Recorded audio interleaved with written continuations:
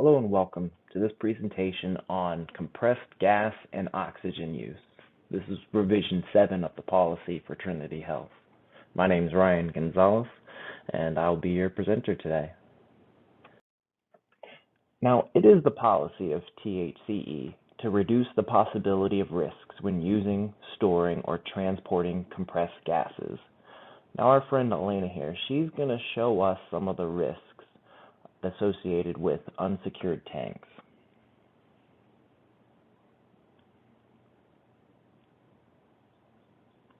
As you can see, a lot of bad things can happen. Let's talk about those and how do we prevent them. Let's go over some more details while Elena here recovers from her incident.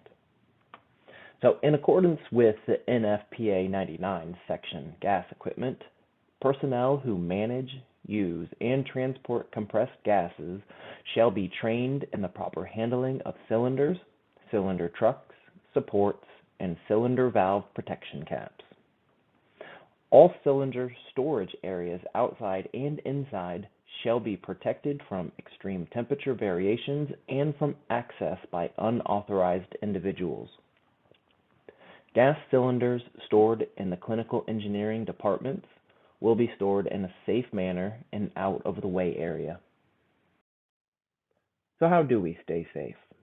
First thing is, cylinders must always be secured so they cannot fall, whether it's using a chain or a strap or something that can't be easily dislodged or bumped loose, because as you can see, when a tank is not secured and it falls over, if it hits in the right way, the tank can explode, it can shoot across the room. You can see it go through a wall here in this simulation.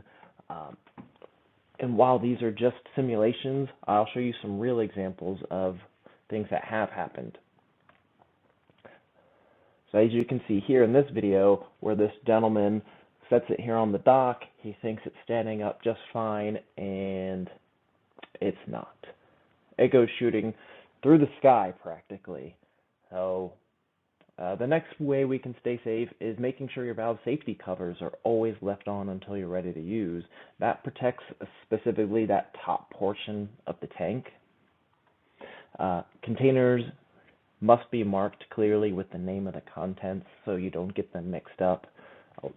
Now, a lot of containers are color-coded, green for oxygen, yellow for air, and so on, but just in case, we don't want any mix-ups to happen. The use of appropriate equipment when moving cylinders is important. Do not drag or roll them as in this video. While nothing bad happens in this video, you can just imagine what could have gone wrong. The use of oil, grease, or lubricants on valves, regulators, or fittings is prohibited. That's exactly how we start fires and even worse things happen. We'll talk about that a little bit in the next slide. But first, do not attempt to repair damaged cylinders or force frozen cylinder valves.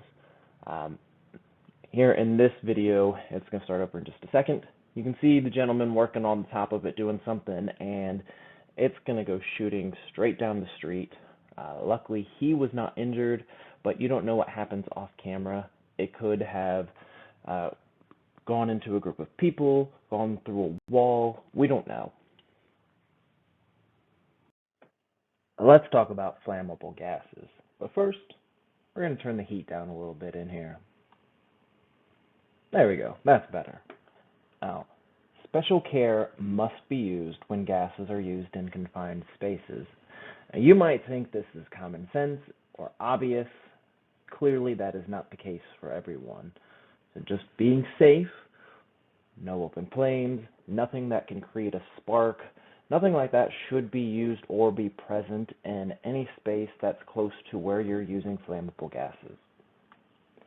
No more than 2 cylinders shall be attached to a manifold. However, several instruments or outlets are permitted for a single cylinder.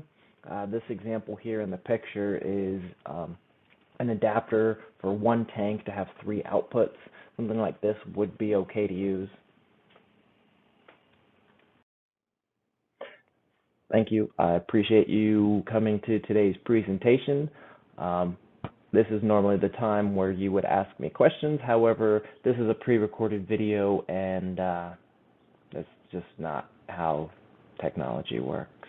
Anyway, if you have questions, feel free to email them to me or ask your leader who might be watching this video with you right now.